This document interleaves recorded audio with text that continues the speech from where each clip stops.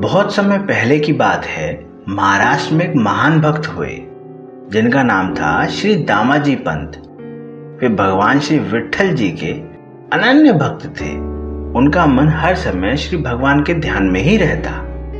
वे निष्काम भाव से सेवा करते और हमेशा लोगों की मदद करने को तत्पर रहते। 13वीं सदी में महाराष्ट्र में एक भयंकर अकाल पड़ा। खेत सूख गए, अन्न का एक दाना भी ना बचा। लोग भूख से तड़पने लगे। यहां तक कि पेड़ों की छाल और पत्ते तक खा लिए गए, लेकिन फिर भी भूख शांत न हुई।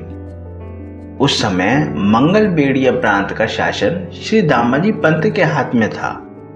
उनके हृदय में करुणा थी। वे अपनी दुखी प्रजा की पीड़ा सहन नहीं कर सके। उन्होंने देखा कि राज्य के भंडार में अन्न भरा हुआ है, पर उसे लाचार जनता तक पहुंचाने का कोई आदेश न था। परंतु दामाजी पंत को किसी बादशाह का भय नहीं था। वे जानते थे कि भगवान की सेवा ही सबसे बड़ा धर्म है। उन्होंने भंडार के ताले खोल दिए और भूख से व्याकुल लोगों में अन्न बांट दिया। इस कृपा से हजारों लोगों की जान बच गई। कुछ लोग ऐसे भी होते हैं जो दूसरों की भलाई देखकर जलते हैं। वहां के सूबेदार ने उनसे ईर्ष्या करते हुए बादशाह को पत्र लिखा। उसने लिखा कि दामाजी ने आपकी आज्ञा के बिना राज्य का सारा अन्न बांट दिया। बादशाह को यह सुनकर क्रोध आ गया। उसने आदेश दिया कि दामाजी को गिरफ्तार कर लिया जाए। सेनापति हजारों सैनिकों के साथ मंगल बेड़िया पहुंचा। उस समय दामाजी भगवान विट्ठल की पूजा में लीन थे। जब सेनापति ने उन्हें पुकारा तो उनकी धर्मपत्नी ने कहा, जब तक वे पूजा समाप्त न कर लें तब तक आप उनसे भेंट नहीं कर सकते। सेनापति उनकी उस तेजस्वी वाणी से प्रभावित हो गया और विनम्रता से प्रतीक्षा करने लगा। पूजा समाप्त होने के बाद दामाजी ने देखा कि सेनापति उन्हें गिरफ्तार करने आया है, पर वे निश्चिंत थे। उन्होंने कहा, हमने तो अपना कर्तव्य निभाया है।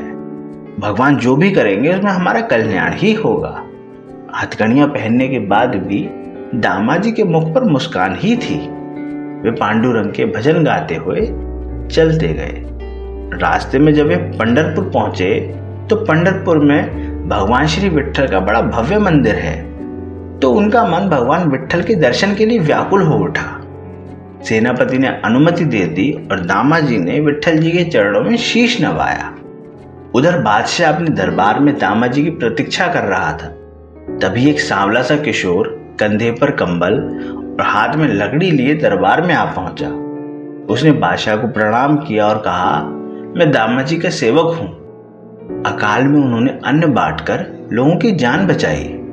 मैं उनकी ओर से अन्न का पूरा मूल्य चुकाने आया हूं। उस किशोर का नाम बिट्ठू था, पर असल में वही स्वयं भगवान विट्ठल थे। बादशाह चकित रह गया। बिट्ठू ने एक छोटी सी थैली दरबार में रखी। जब खजांची ने थैली से सिक्के निकाले तो वह देखता ही रह गया। जितनी बार सिक्के निकालता थैली फिर से भर जाती। यह चमत्कार देखकर बादशाह को अपनी भूल का एहसास हुआ। बादशाह ने तुरंत दामाजी को ससम्मान बुलवाया।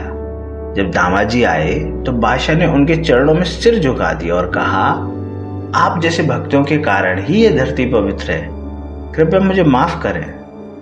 बादशाह ने श्री विट्ठल जी के दर्शन की भी प्रार्थना की।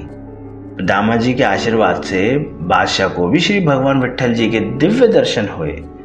उसने समझ लिया कि भगवान अपने भक्तों के लिए किसी भी रूप में आ सकते हैं। इस कथा से हमें शिक्षा मिलती है कि सच्ची भक्ति और निस्वार्थ सेवा से भगवान प्रसन्न होते हैं। दामाजी पंत ने बिना किसी स्वार्थ के प्रजा की सेवा की और भगवान ने स्वयं आकर उनके सच्चे प्रेम को स्वीकार किया।